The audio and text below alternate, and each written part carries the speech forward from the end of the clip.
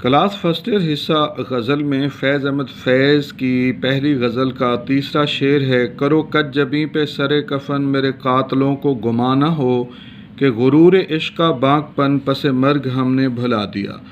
مفہوم عاشق کی خواہش ہے کہ اس کا انداز تجہیز و تکفین منفرد ہو۔ اس شعر میں بیان کیا گیا ہے کہ بعض لوگوں کے ارادے اس حد تک مصمم اور پختہ ہوتے ہیں کہ کوئی بھی ان کی راہ میں حائل نہیں ہو سکتا۔ وہ مر کر بھی زندہ جاوید رہتے ہیں، مرتے وقت بھی ساری زندہ انداز کو قائم رکھتے ہیں تاکہ دشمن کو یہ گمان نہ گزرے کہ مرنے والے نے اپنی مقصدیت ترک کر دی ہے۔ وہ چاہتے ہیں کہ ان کی موت عام لوگوں کی موت سے مختلف ہو، ان کا انداز تجہیز و تکفین بھی جدا ہو۔ غرور گل بدن قائم رہے گا، یہ اپنا بانک پن قائم رہے گا۔ فیض احمد فیض ایک انقلابی شاعر تھے، وہ ترقی پسند شاعر تھے۔ انہوں نے ساری زندگی وطن کی محبت میں گزاری، ترقی پسند تحریک کے رکن تھے۔ وہ عدل و انصاف قائم کرنا چاہتے تھے، ظلم و بربریت اور استحصال کے خلاف تھے۔ اشتراکی نظام اور کمیونزم کی تبلیغ ان کا مقصد تھا۔ وہ سامراجی نظام کے درپے تھے۔ انہوں نے ساری زندگی اپنے موقف پر ڈٹ کر گزاری، اس لیے انہیں بے پناہ مشکلات اور مصائب کا سامنا کرنا پڑا۔ وہ اس شعر میں اپنے موقف پر قائم رہنے کی بات کرتے ہیں کہ نصب العین پر یقین کے ساتھ موت کو گلے لگا کر امر ہو جانا چاہیے۔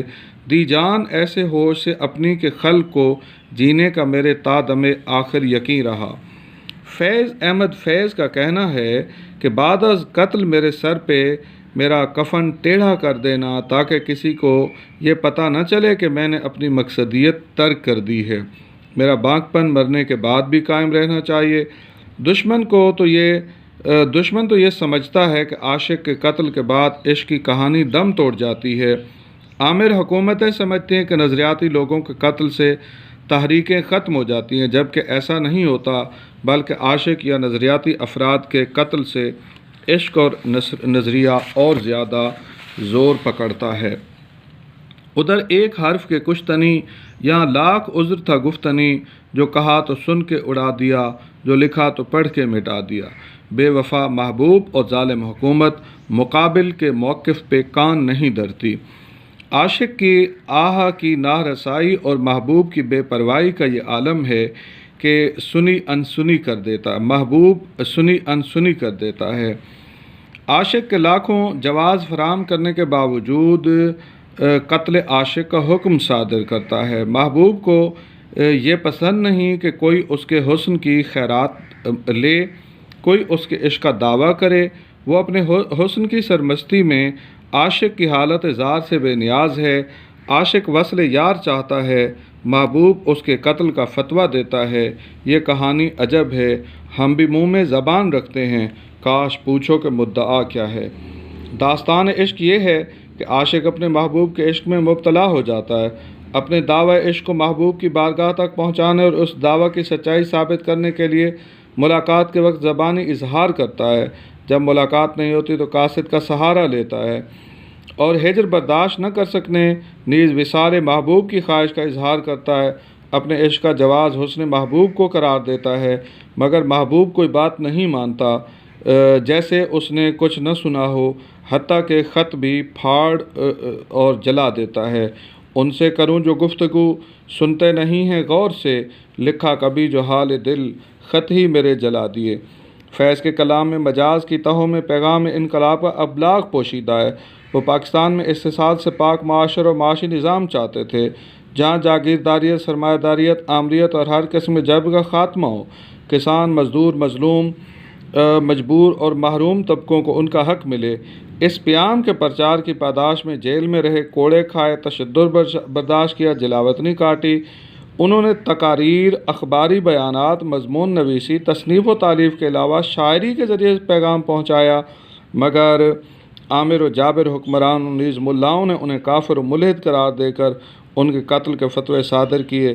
فیض عمر بھر نہ بکے نہ جھکے، سماج اور حاکموں کی بے حسی کے باوجود اپنا پیغام مسلسل پہنچاتے رہے۔ اس غزل کا آخری شعر ہے: جو رکے تو کوہ گراں تھے ہم، جو چلے تو جاں سے گزر گئے، رہے یار ہم نے قدم قدم تجھے یادگار بنا دیا۔ استقامت اور جان نثاری کا شعور رکھنے والے تاریخ میں امر ہو جاتے ہیں۔ اس شعر میں شاعر عاشق کی ثابت قدمی، بڑی برداشت اور جان نثاری کا نتیجہ بیان کرتا ہے۔ اس سارے عمل کے نتیجے میں محبوب کے گھر کو جانے والا راستہ یا کوچہ جانا ایک یادگار کی صورت اختیار کر گیا ہے۔ سچا عاشق وہی ہوتا ہے جو اپنے راستے میں حائل مشکلات کو عزم و ہمت سے برداشت اور حل کرے، اپنے موقف پر بڑے اور بھاری پہاڑ کی طرح ڈٹ جائے۔ اگر راہ عشق میں جان قربان کرنی پڑے تو دریغ نہ کرے، بلکہ اس طرح جان دے کہ محبوب کے راستے پر قدم قدم یادگاریں بن جائیں۔ عشرت قتل گئے اہل تمنا مت پوچھ، عید نظارہ ہے شمشیر کا عریاں ہونا۔ فیض عشق مجازی کے پیرائے میں نظریاتی پیغام دیتے ہیں۔ ان کی زندگی استقامت اور جان نثاری کا نمونہ ہے۔ وہ اس شعر میں اپنے عزم صمیم کی کہانی اس طرح بیان کرتے ہیں کہ وہ اپنی دھرتی پر سیاسی، سماجی، معاشی مساوات کا نظام کمیونزم نافذ کرنا چاہتے تھے تاکہ محروموں کا ان کا حق ملے، جبر و استحصال کا خاتمہ ہو، مگر جابر حکمران اور ان کے ماتحت ادارے اس راہ میں رکاوٹ تھے۔ شاعر ان کے جبر کے سامنے کبھی نہ جھکا بلکہ عزم و استقامت کا پہاڑ ثابت ہوا۔ سرفروشی کے انداز بدلے گئے، دعوت قتل پر مقتل شہر میں ڈال کر کوئی گردن میں طوق آ گیا، لاد کر کوئی کاندھے پہ دار آ گیا۔ وطن، عشق، نظریہ اور نصب العین کے لیے جان قربان کرنی پڑے تو انقلابی لوگ کبھی پیچھے نہیں ہٹتے۔